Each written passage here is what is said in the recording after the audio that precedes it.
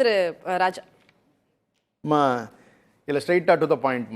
தலைவர் சொன்ன டாபிக், அமித்ஷா அவர்களுக்கு இருக்கக்கூடிய ஒரே ஃபார்முலா, ஸ்டாண்டர்ட் ஃபார்முலா, இந்தியா ஃபுல்லாக ஒரே ஃபார்முலா, என்ஃபோர்ஸ்மெண்ட் டைரக்டரேட், ஐடி, இது எல்லா துறைகளையும் வச்சு கூட்டணியில் இருக்கக்கூடிய கட்சியோ அல்ல எதிரில் இருக்கக்கூடிய பலமாக இருக்கக்கூடிய கட்சிகளை மிரட்டுறது, அவர்களை தன்னுடைய கட்சிக்குள்ளே கொண்டு வந்து சேர்த்துறது அல்லது அவர்களுடைய ஆதரவு நிலைக்கு கொண்டு வந்துக்கிறது, இப்படி பல்வேறு மாநிலங்களுக்குள்ள புகுந்து ஆட்சியை பிடிக்கிறது. இது கிட்டத்தட்ட சொல்லணும்னு சொன்னால் ஆள் பிடிப்பு, குதிரை பேரம், மிகப்பெரிய அரசியல் அயோக்கியத்தனம்னு தான் சொல்லணும் ஜனநாயக நாட்டில். ஏன்னா ஜெயிக்க வேண்டியது தேர்தலை சந்திச்சு ஜெயிக்கணும். அப்படியெல்லாம் இருக்கக்கூடிய சூழல்ல இவர்கள் இப்படி செய்வது அரசியல் ரீதியா அது தவறு. அரசியல் ரீதியா அது தவறு. ஜனநாயகம் இல்லைங்கிறதுக்காக அந்த பதிவை நம்ம சொல்லித்தான் ஆகணும். ஏன்னு கேட்டுட்டீங்கன்னா இப்ப பாருங்க, அதிமுகவினுடைய நிலையை நான் சொல்றேன், எவ்வளவு கொடுமையா போயிருக்கு பாருங்களேன். கடந்த 3.5 ஆண்டுகள் ஆட்சி நடந்த பொழுது கூட அது அதிமுகவினுடைய ஆட்சியாக நடக்கல. முழுக்க முழுக்க பாரதிய ஜனதாவினுடைய ஆட்சி. 4 வருஷம் இருக்கட்டும், பரவாயில்ல, அது 6 மாசம் வேணா இருக்கு. 4 வருஷம் அதுல பாருங்களேன், வேதாந்தாக்காக ஒரு தனி நிறுவனத்தை நடத்தணுங்கிறதுக்காக சொந்த மக்களை 13 பேரை சுட்டு கொன்னத வாழ்நாள்ல தமிழன் மறக்கவே மாட்டான். கள்ளக்குறிச்சியில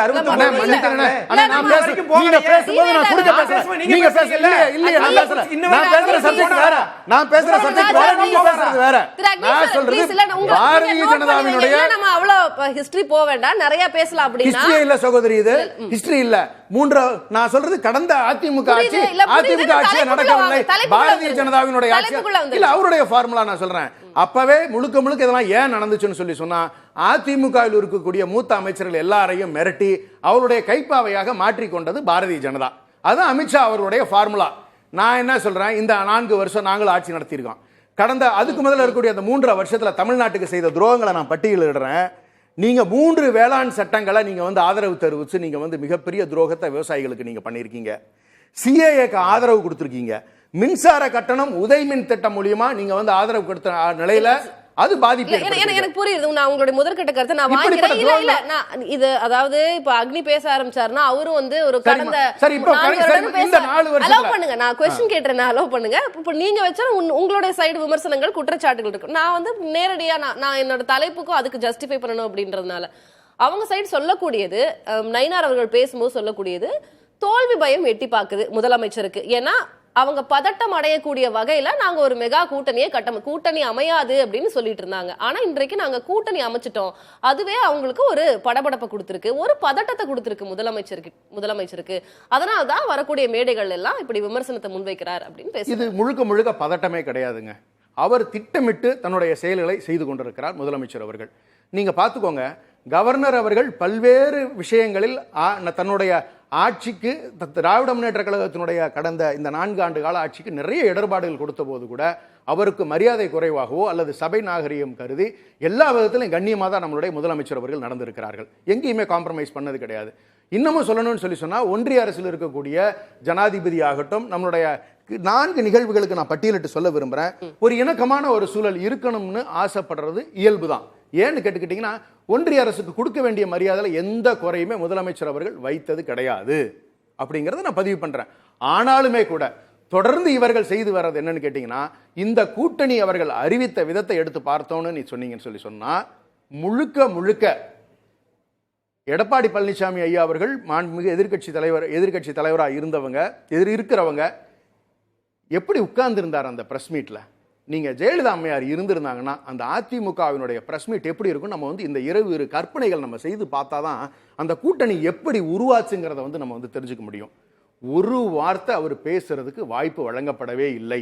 முழுக்க முழுக்க அவர் அமித்ஷா அவருடைய கட்டுப்பாட்டுக்குள் சென்று விட்டது என்பது முழுக்க முழுக்க அந்த பிரஸ் மீட் ஒரு பெரிய உதாரணம். இது நடந்த பிறகு அவர் கூட்டணி ஆட்சின்னு அறிவிச்சுட்டு போறாரு. அவரு தான் மீண்டும் இல்ல அது அதிமுகவின் தலைமையில் அங்கு ஆட்சி வருவதற்காக முயற்சிகள் எடுக்கிறோம்னு சொல்லணும். ஆனா அதை சொன்னாங்களா?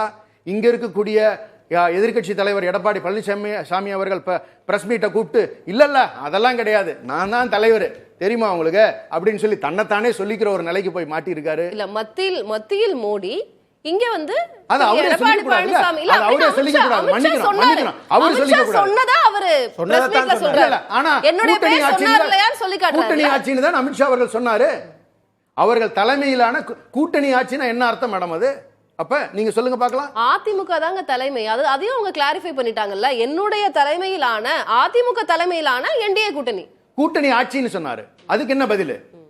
கூட்டணி ஆட்சினா என்ன அர்த்தம்? இனி அதுக்கு தான் நயினார் நாகேந்திரன் கன்ஃபார்ம் பண்றாருல்ல. மீண்டுமே ஒரு இடத்துல பாத்தீங்கன்னு சொன்னா நாங்கள் இல்லாமல் இனி வருகின்ற ஆட்சி தமிழ்நாட்டிற்கு ஏற்பட வாய்ப்பில்லை அப்படின்னு சொல்றாருன்னா என்ன அர்த்தம்? அப்ப அவங்களுடைய நிலையை உறுதிப்படுத்திக்கிட்டே வராரு. அப்ப அவர்கள் அண்ணா திராவிட முன்னேற்ற கழகத்தில் கூட்டணியோட தலைவர் எடப்பாடி தலைமையிலான கூட்டணின்னு சொல்லியாச்சு. எடப்பாடி பழனிசாமி என்ன சொல்றாரோ அதான் ஃபைனல் அண்ட் பைண்டிங். இது ரெண்டுமே இவங்க ஸ்டேட்ல பேசிக்க கூடாது. கூட்டணி ஆட்சி இல்லை என்று விட்டார்ல. யார் சொல்லிட்டாங்க? எடப்பாடி சொல்லிட்டாருல. அவரு சொல்லக்கூடாது, நான் தப்பா எடுத்துக்காதீங்க. அது நேஷனல் பார்ட்டி, நேஷனல் லீடர் வந்து தேசியத்துல இருந்து இந்த கூட்டணியை ஒருங்கிணைச்ச உருவாக்கிய அமித்ஷா அவர்கள் சொல்லுவதுதான் இங்க செல்லுமே ஒழிய மாநிலத்தில் இருக்கக்கூடிய 2 தலைவர்கள் சொன்னது செல்லுமானா என்ன பொறுத்த வரைக்கும் அது செல்லாதுன்னு நான் நினைக்கிறேன் மேடம். இது ஒரு கூட்டணி அமைகிறது திரு ராஜா. இது திமுகவும் முந்தைய காலகட்டங்கள்ல பாஜகவோட கூட்டணி வச்சிருக்கு. இப்போ காங்கிரஸோட கூட்டணியில் இருக்கிறது. இப்போ அதிமுக பாஜக இவங்களும் முன்னாடியே அமைந்த ஒரு கூட்டணி தான். இப்போ அது இயல்பான கூட்டணி அப்படின்னு தான் அவங்க தரப்புல இருந்து சொல்லப்படுகிறது. ஒரு கூட்டணி அமைஞ்சிருச்சு, இவங்க அமைய மாட்டாங்க அப்படின்னு எதிர்பார்த்திருக்கிற நேரத்துல குறுக்கீடு செய்யறதுக்கு மன்னிக்கணும். நான் முதல் வந்து நான் வந்து புதிய தலைமுறைக்கு தான் நான் வந்து செய்தி தொடர்புல வந்தப்ப நான் கிளியரா சொன்னேன், இது வந்து ஏமாற்று வேலை, எழுதி வச்சுக்கோங்க. இவங்க 2 பேரும் கூட்டணியில இருக்க போறது உறுதி, அண்ணன் தம்பி உறவா தான் நிக்க போறாங்க. இதே சபையில நான் பதிவு பண்ணிருக்கேன். கேள்வி முடிச்சிடுறேன். ஒரு கூட்டணி அமைஞ்சிருக்கு அப்படின்னா அதை வந்து அடகு வச்சுட்டாங்க, தமிழ்நாட்டை அடகு வைத்துட்டாங்க, விலை போய் விட்டார்கள் அப்படின்லாம் சொல்றது இல்ல. என்ன அதெல்லாம் தானே உண்மை. நீங்க நீட்டு கையெழுத்து போட்டுட்டு நீங்க வந்து 2019 உங்களுடைய தேர்தல் அறிக்கையில சொல்லியிருக்காங்களே நீட்டு விலக்கு பெறுவோம்னு அதிமுகவே சொல்லியிருக்க. இப்ப என்னதுக்கு நிலை எடுக்க போறாங்க? எவ்வளவு பிரச்சனைகள் இருக்குங்கிறது அவங்களே சொல்லியிருக்காங்கல்ல. அப்ப நீட்டுக்கு ஆதரவு தெரிவிக்கிறாங்களா? அவர் சட்டமன்றத்தில் என்ன வேணாலும் இன்னைக்கு வந்து மாத்தி பேசிட்டு இருக்கலாம். அவருக்கு என்ன அக்கறை கிடையாது. இன்னொன்னு ரகசியம் சொல்லி அண்ணன் கேட்டாங்க. உறுதியாக சொல்லுகிறேன், நாங்கள் உச்சநீதிமன்றத்தை நாடி இருக்கிறோம். உச்சநீதிமன்றம் எந்தெந்த விஷயங்களில் ஒத்திசைவு பட்டியல் இருக்கக்கூடிய விஷயங்களில் மாநில அரசுக்கும் ஒன்றிய அரசுக்கும் பிரச்சனை இருக்கிறதோ அதில் தலையிட்டு தீர்வு சொல்லுவதற்கான வாய்ப்புகள் பெருமளவில் இருக்கிறது. நீட்டுக்கான பிரச்சனைகள் தீர்த்து வைக்கப்படும். நீட் தமிழ்நாட்டுக்கு விலக்கு கேட்டுக்கொண்டிருக்கிறோம் என்பதை உறுதியா நான் சொல்றேன். அப்ப எங்களுடைய ஸ்டாண்ட் நான் சொல்றேன். முதலமைச்சர் எந்த உறுதியில சொல்லுகிறார் என்பதை நான் ஆணித்தரமாக அங்க பதிவு செய்ய விரும்புகிறேன். எதுவுமே செய்யாத மாதிரி அண்ணா பேசினாங்க, அதுக்கு மறுப்பு சொல்ல வேண்டிய கட்டாயம் எனக்கு இருக்கு. தமிழ்நாட்டினுடைய வளர்ச்சி பொருளாதார அளவில் நான் சொல்லுகின்ற பொழுது 9.56%, 6-9% இந்தியாவிலேயே முன்னிலை மாநிலமாக இன்று இந்த 4 ஆண்டுகளில் உருவெடுத்திருக்கிறது நம்மளுடைய தமிழ்நாடு. அதில் மட்டுமல்ல, கல்வியில் சிறந்து விளங்கி கொண்டிருக்கிறது. அது மட்டுமல்ல, 46 தொழிற்சாலைகளை இந்த 4 ஆண்டுகளில் கொண்டு வந்திருக்கிறோம். கடந்த ஆட்சியில் அவர்கள் வெறும் 16 ஆலைகள் மட்டும்தான் கொண்டிருந்தார்கள். இப்படி மிகப்பெரிய வளர்ச்சியை தொடர்ந்து கொடுத்து கொண்டிருக்கிறார். தமிழ்நாட்டு மக்களுக்கு என்ன தேவையோ அதை செய்து கொண்டிருக்கக்கூடிய முதலமைச்சராகத்தான் எங்களுடைய முதலமைச்சர் இருக்கிறார்.